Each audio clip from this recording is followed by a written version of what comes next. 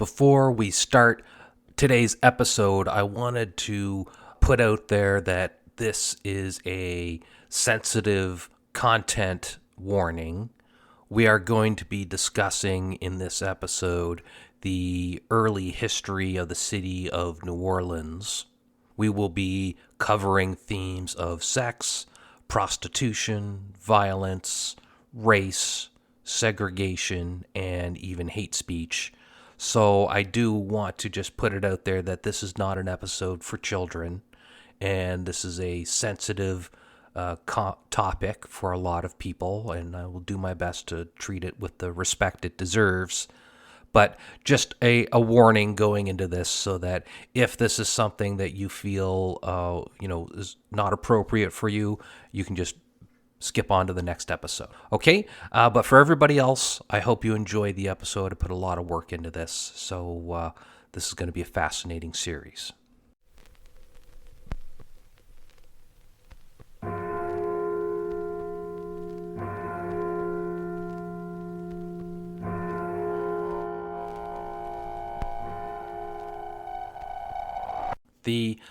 If you're interested in reading along as I'm going through this series, I'm drawing 99% of this content from a book called Empire of Sin, A Story of Sex, Jazz, Murder by Gary Christ.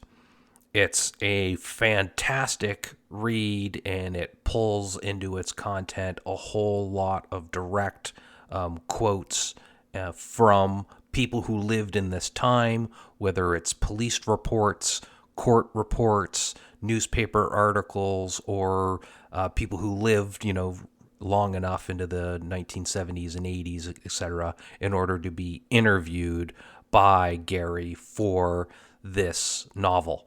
So it's a fantastic read. If you're at all interested in the topic that I'm about to cover, I definitely recommend picking up this book. It's one of the best topics I could find when I was looking for recommendations on this period of time. A lot of people recommended Gary's Empire of Sin, and I really enjoyed this book, so definitely check it out yourself. And we're going to dive right into the show now. Hello, everybody. Welcome to the Grimdark History Podcast, where we explore the intersection between history and popular fiction. This is episode 1 of season 2 of the Grimdark History Podcast. And if this is your first time tuning in, what we do is look at the real history, the nitty-gritty details that popular fiction sets itself in. So for season 2, what we are going to be doing for our topic here is the historical times and places of the figures of Anne Rice's Vampire Chronicles. This is our popular fiction topic for season 2, and for our first series of episodes here, we are looking at the fictional character of Louis de Pointe and his time and place in history. And there's a few different versions of Louis. There's the version that exists in Anne Rice's novel Interview with the Vampire.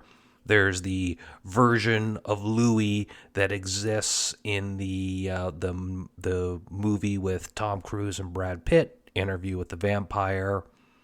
And there is the version of Louis that exists in the recent, I think it's HBO TV series, Interview with the Vampire. And so I thought, which one are we going to look at here? And I know there's the novel, and of course the diehard fans will love that novel and that time and place. But I thought I would stick with, what's most current in our pop culture. And so we are going to be looking at the real life and times of the Louis de Pointe that exists in the recent television series. So we're going to be looking at the real history of New Orleans in the late 1880s through to the early 1900s, up to like World War I, World War II, and then we're going to move into Paris and France, post World War II, as we go through the series. So this episode, we're going to be exploring the history of New Orleans, and I thought we would start with just a very broad overview of, what does New Orleans even look like as we lead up to the episode 1 in the Vampire Chronicles TV series. That sets itself in, I think, 1901, 1903, and Storyville. But New Orleans didn't exist there, and Louis de Pontelac didn't just pop into being in that spot. He grew up in New Orleans. And so what I thought we would do is talk very briefly about the extremely early history of New Orleans, just spend a minute or two on that, and then get to like the 1880s, which is where Louis would have been born and grown up in, and to talk about what did that New Orleans look like? What did the New Orleans that Louis grew up in look like? And then get to Storyville and the fascinating history of Storyville and the other characters that exist in the TV series and their real history as well. So, New Orleans, I think a lot of people, if you know it, obviously it's got a French name. It was a French outpost in the early 1700s. Although it actually spent most of its years, kind of developing the character, quote unquote, of New Orleans under Spanish rule. France actually sold New Orleans to Spain. They eventually get it back. And of course, there's the famous Louisiana Purchase in 1803.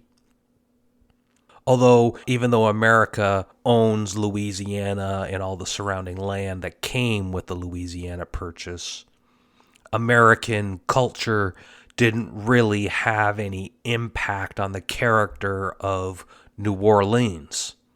It has a distinctly, Latin French flavor to it.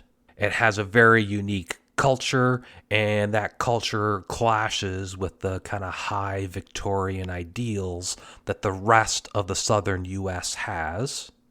Frederick Olmsted, who's a famous landscape architect. He's one of the architects who designed New York's famous Central Park. He once said of New Orleans, quoting Frederick Olmsted, "I doubt if there is a city in the world where the resident population has been so divided in its origin, or where such a variety in tastes, habits, manners, and moral codes of the citizens." End quote. So, clearly, Frederick, a guy who's been around, a lot of the upper states and, was heavily involved in landscape architecture, came to visit New Orleans and was amazed at the variety of people, cultures, habits, manners, moral codes. There's successive waves of immigration from the early 1800s on, from both the Europe and the Caribbean, that only increase the distinctiveness of New Orleans to the rest of the United States. By the 1880s, visitors of New Orleans are exclaiming about the diversity of peoples. Not only are we dealing with people from the Caribbean, we have Americans, of course, are beginning to move in since the Louisiana Purchase, Brazilians, West Indians, Spanish, French, Germans, Creoles, and what they term quadroons and mulattoes, Chinese, and they, you use the term Negroes, blacks. By the late 1880s, the distinctiveness of New Orleans was a thing of concern for the white Protestant American upper class that have been moving into New Orleans. New Orleans was majority Catholic. That's a major strike against New Orleans and its reputation to these Protestant American elites. Not only is it that, the Latin and French and European attitudes had enabled, a shocking, what they would term a shocking mixing of races. And I'm not saying that New Orleans was a wonderful melting pot of cultures. It's still a very racially divided city, but it is less divided than the rest of the U.S., and that is a shock to these high Victorian United States elites. Compared to the rest of the United States South, it was a shockingly blended city compared to the entrenched segregation of other southern U.S. states. Its distinctly Catholic Latin fare lended a laissez-faire attitude toward the mixing of races. White men, especially upper-class white men, were known to attend what they called quadroon balls, and I'll talk about those in a bit. And they would go there to find mixed-race women to have affairs with, and where brothels operated often throughout other areas of the city, and it was not uncommon in the city of New Orleans to see people dueling with pistols or swords at dawn over matters of honor. Narcotics, alcohol, interracial brothels, dancing, and degenerate music filled the air, and a supposedly mysterious Black Hand Italian Mafia was running everything that was wrong with the city. That's if you ask the Protestant elites what was going on. It was a nightmare of a city to them, and as one minister put it in 1868, quoting this Protestant minister, "It is no easy matter to go to heaven by way of New Orleans." And near the turn of the 1900s, so we're where Louis de Pontelac is about to be born, or he's growing, not about to be born, he's growing up in this time. We're in the late 1880s. The growing Protestant elites that have been moving into the city began a prolonged process of asserting Protestant values onto the quote-unquote city of sin. During Reconstruction and following the U.S. Civil War, the cry of these growing powerful elites became louder and louder. As parts of the city were renovated and rebuilt following the Civil War, the previously localized vice districts, the places where you'd go to a black dance hall or a brothel or to buy alcohol, these have been spread out. They used to be restricted to kind of certain areas of the city, and now because, just wild rebuildings happening, they're spreading out all over the place. They're encroaching on areas where the, quote unquote respectable classes were. Morals were at risk no matter where someone went to be exposed to sin within the city. And so it's important because we need to flesh this out a little more, I think, when we're talking about, respectability and sin versus the rest of the city. It's very easy to see, white versus black, rich versus poor, and that's definitely part of that. But the Protestant Victorian moral values, what was proper etiquette, being reserved in your dress, reserved in your manners, reserved in your attitudes, reserved in your choice of listening to music, avoiding alcohol. These were things that were seen at this point in time as incredibly important to the health of your soul, especially if you're Protestant, which of course the vast majority of the United States was. And so the Protestant people that have been slowly moving in to New Orleans over this period since the Louisiana Purchase, they're growing in control and are slowly becoming the dominant business class and elites with a louder and louder political voice within the city.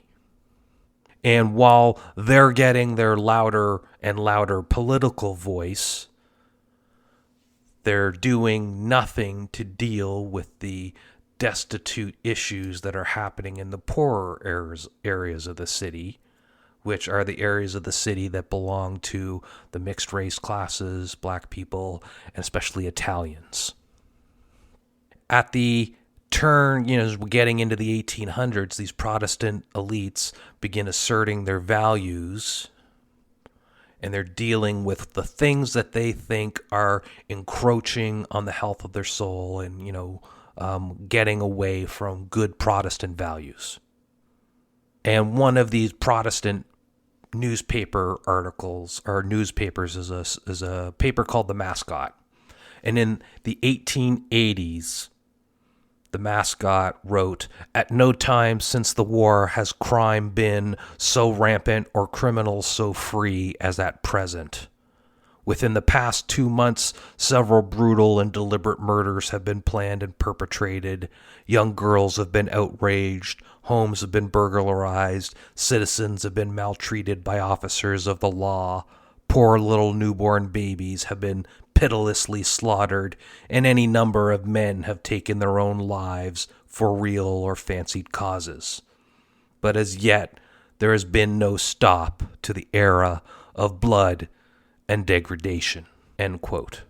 I think we should just take a little bit of time and talk about this quote, because I think it does a good job of encapsulating the cultural fear the Protestant elites are having at this point in time. We're in the 1880s.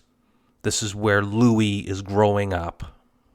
And according to what they're seeing, what their perspective is, crime is rampant, criminals are everywhere, corrupt cops are everywhere, young girls are being abused, assaulted, or morally outraged by being exposed to sin. Homes are being robbed. Officers of the law are shaking people down. Newborn babies are being murdered in their beds. And any number of men are basically committing suicide. They say taking their lives for real or fancied causes. This is probably referring to those duels that I was talking to, which are seen as negative and against the law in other areas of the states, but they're still happening here in New Orleans. And they call it an era of blood and degradation. And they blame this era of blood and degradation not on themselves. They blame it on the black people and on the Italians. Due to the kind of haphazard approach to rebuilding during the post-Civil War Reconstruction, these black dance halls, the bars, the prostitution brothels, those had previously been restricted to a few different areas. They called them tenderloin districts. But now they're kind of spreading out randomly through everywhere. They're seeing, this government that had been controlling the city. It's not keeping a lockdown on this stuff. So there's no real, I guess you call it zoning practices, to keep these things in specific areas. They're kind of going everywhere. So even the main business district, that would be Canal Street at the time in New Orleans, you can hear, music from what they would call, the black neighborhoods. And how they saw it is, the music of these black neighborhoods from the black dance halls that somehow encouraged people. It forced them, it tempted them to, dance suggestively. It encouraged what they called cross-racial fraternization. Brothels became impossible to avoid. There's no way to walk around those districts. They could be, if you walking from your house to the store to your place of work, you couldn't help but have to walk by a brothel or a dance hall or an alcohol, a bar, those types of places. In 1892, The Mascot, again, that's the local paper here, they wrote about, quote unquote, the social evil rampant in their midst. talking of houses of assignation and ill fame springing up all over the city, how honest job-seeking women were being ruined by unscrupulous saloon proprietors and agents steering underage girls to bordello keepers for commissions. As I mentioned, blacks and immigrants, and especially Italians, were the frequent targets of blame for the state of New Orleans. They loved to blame what they called Negro dives as the root of bad behavior, especially when that behavior crossed the color line and encouraged racial mixing. And of course, to them, it's, even though the black culture is the thing that's that's causing the sinful behavior, they believed that the Italian Mafia was kind of the driving force of what's creating these saloons and brothels and places.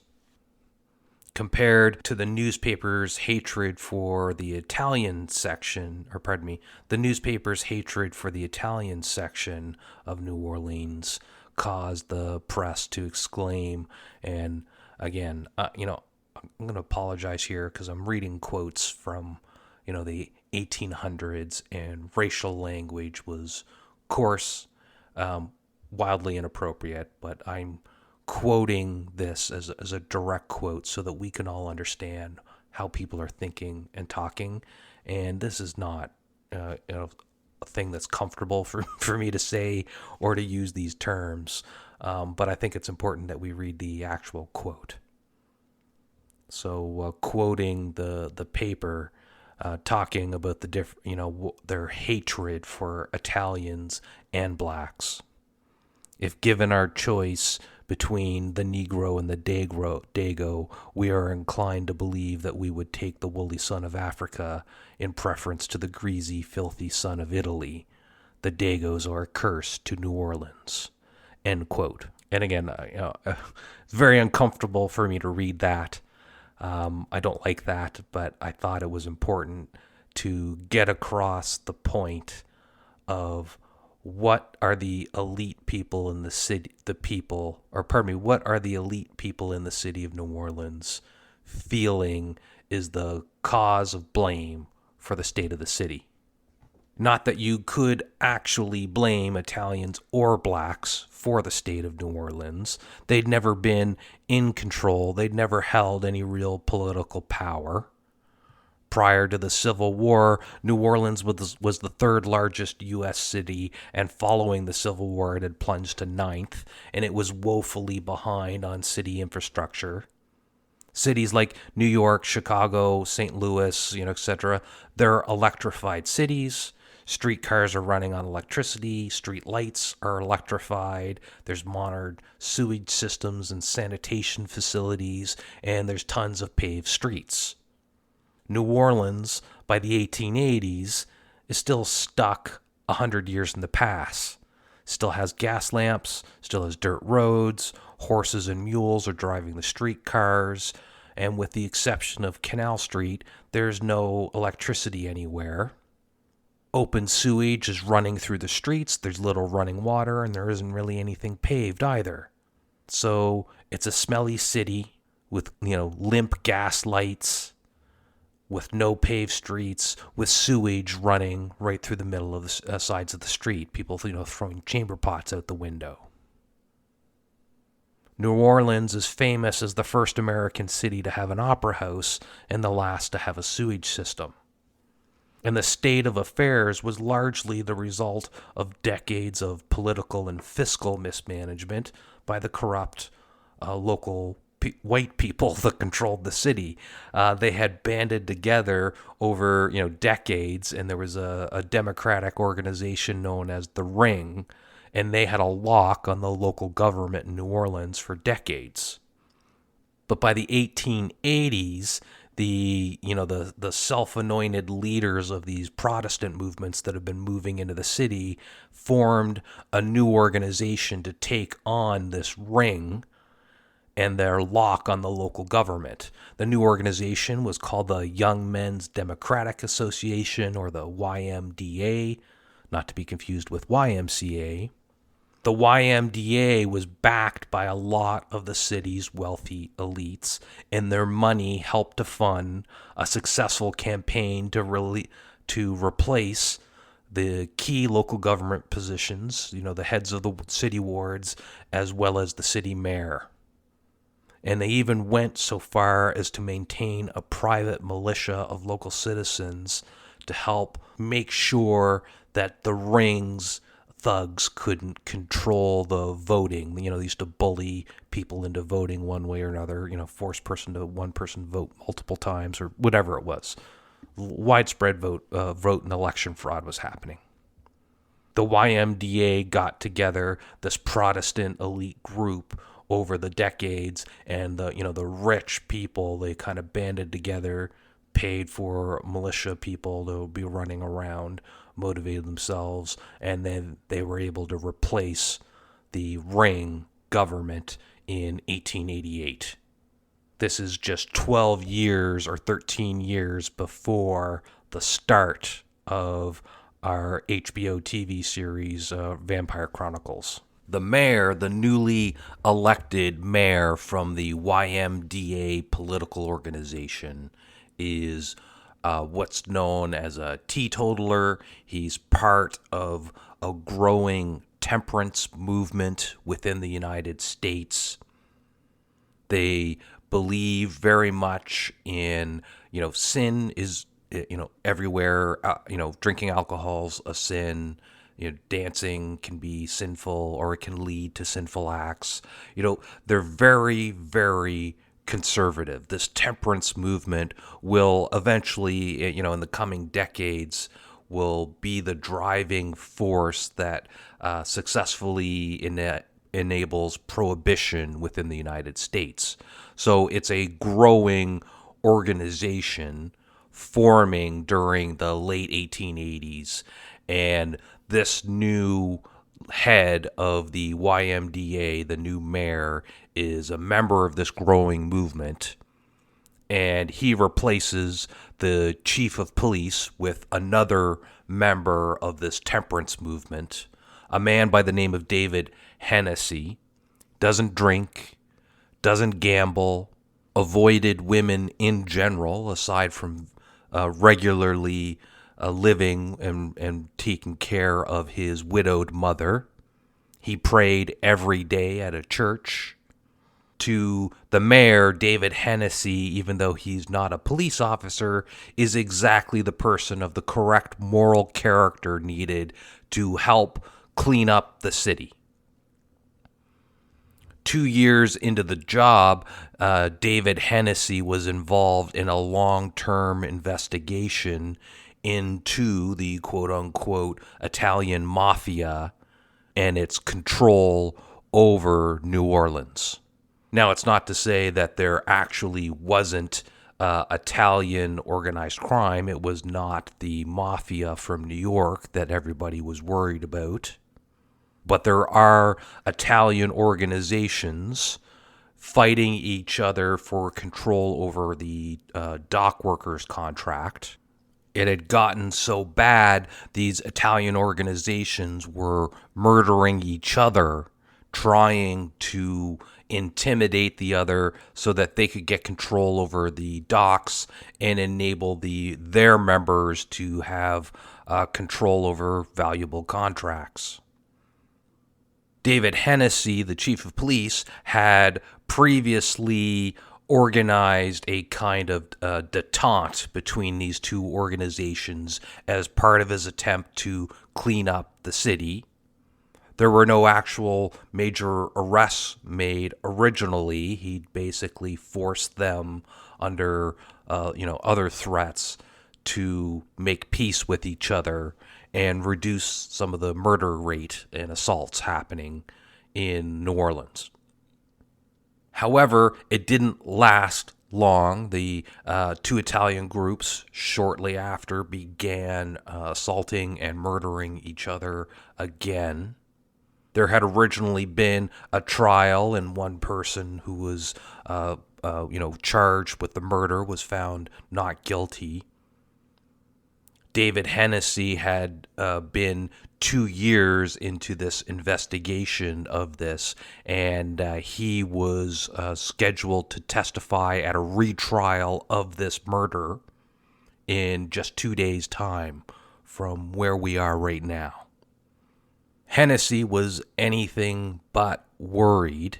He was assigned a bodyguard by the mayor, though, because he received regular death threats. According to his bodyguard, a man by the name of O'Connor, the chief was in the best of spirits as the two of them walked home from the police station on a rainy Wednesday evening. 2 blocks from his house, Hennessy dismissed his bodyguard O'Connor to go home, knowing that there were already other officers stationed near his home, just 2 blocks away. There were busy people in the streets. It wasn't so late. There were still lots of crowds walking around, couples walking back and forth. The neighborhood wasn't, high class, but it wasn't the low-end high crime area, especially not a place where the chief of police lived. And with active bodyguards always posted around the house, it's hard to imagine any crime at all in the area. It was hardly a suspicious situation to the chief to dismiss his bodyguard just the 2 blocks from the house. The 2 men wished each other good night and then went in opposite directions, the chief to his house, and O'Connor started walking towards his own. 1 block from his house, Hennessy was passed by a boy who emerged from a home on the street. The boy whistled and raced ahead of him and then turned a corner just out of sight. And just a few steps later, as Hennessy passed an alley, Hennessy was hit by multiple shotgun shots. He was shot in his chest, arms, and leg. Between 2 to 3 men emerged from the alley, according to witnesses, and they continued to shoot at Hennessy, who managed to return fire with his own pistol a couple of times. Within seconds, the gunfight was over, though, and the assassins scattered in different directions. O'Connor wasn't even 1 block away when the first gunfire sounded out. He turned and ran, and he turned just in time to see the second round of fire exchange between the assassins and Hennessy. According to O'Connor, Hennessy was still able to speak as he reached him, and quoting O'Connor, he said Hennessy blamed, quoting them, the Dagos for the shooting. That's the Italians. As Hennessy was rushed to the hospital, word spread throughout the city, and it was just in time for the day shift of the police to be roused to the headquarters, and they were all waiting the mayor's instructions, who in no uncertain terms blamed the Italians and ordered the police, quoting the mayor, to scour the whole neighborhood and arrest every Italian you come across if necessary. As Hennessy, that's the police chief, was rushed to the hospital, a man by the name of Tom Anderson, Hennessy's best friend, caught news of it and went to pick up Hennessy's mother and bring him to visit Hennessy in the hospital. The only evidence the police found while they were scouring the neighborhood was a discarded shotgun near the scene of the crime. And that was all that was needed to reinforce the belief it was the Italian Mafia that had done the deed, because according to them, only Italians used that type of shotgun. In the morning's newspaper, a hastily printed editorial firmly placed the blame for the police chief's assassination on, quoting the paper, the Dagos, and claimed, quoting the paper again, they have had the audacity to murder the chief of police. And by the end of the day, over 40 Italians had been arrested, regardless of any alibis that they had, as homes were ransacked and more Italians were being brought in by the hour. The police try to get what's known as a deathbed confession from Hennessy. It's a form of kind of last statement that has the force of a witness statement in the court at the time. So even if you die and you can't be cross-examined, your statement is still admissible. Hennessy refuses to give any such statement. He's not accepting the news that the doctors are telling him. He knows, or he's not accepting anyways, that he's going to be dying. He's going to die. He has hours to live at most. In fact, he asks for a glass of milk from the doctor, who politely declines. But as Hennessy's mother comes to visit him, he finally accepts kind of the last rites that have been offered to him by a local priest and minister. Within hours of his death, again, over 40 Italians had been arrested regardless of alibi. By Friday, that's only 3 days after the shooting, hundreds of people had been by to express their condolences to Hennessy's mother. And during this funeral service, dozens of New Orleans policemen threw their badges into his vault, which was closed at the end of the service by Hennessy's closest friend. This was the man who had escorted his mother to see him in the hospital, a man by the name of Thomas C. Anderson, described by one of the New Orleans local newspapers called the Daily Picayune as Hennessy's bosom friend. He was described as short, powerfully built, with blue eyes and lush reddish-blonde mustache. No one could have known it at the time, but Thomas Anderson, the best friend of the teetotaling chief of police, Hennessy, would, over the next 30 years, become synonymous with crime and lawlessness in New Orleans. Anderson himself would have had no idea that this was going to be the case either, as he memorialized his good friend during that very service. He had no idea that Anderson's kind of next major act would begin an era of lawlessness, of which Anderson would be the leader of. And if that name is ringing a bell to you, who's Thomas Anderson? Why am I spending so much time focusing on him? What did he look like? Why do we care who the best friend of the chief of police is?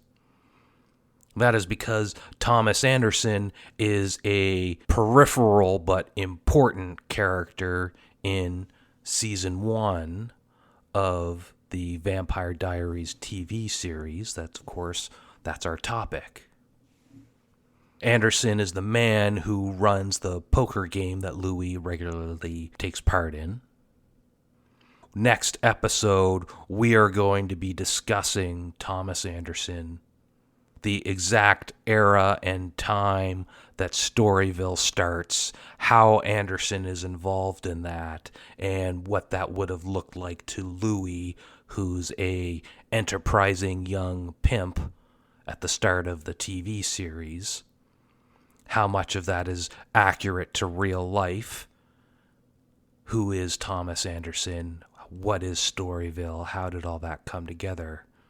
We're going to talk about all of that and more in our next episode. We had a shorter episode this week, and that's because I didn't want to get too off the rails with life in New Orleans towards the era of Storyville and the early 20s and 30s.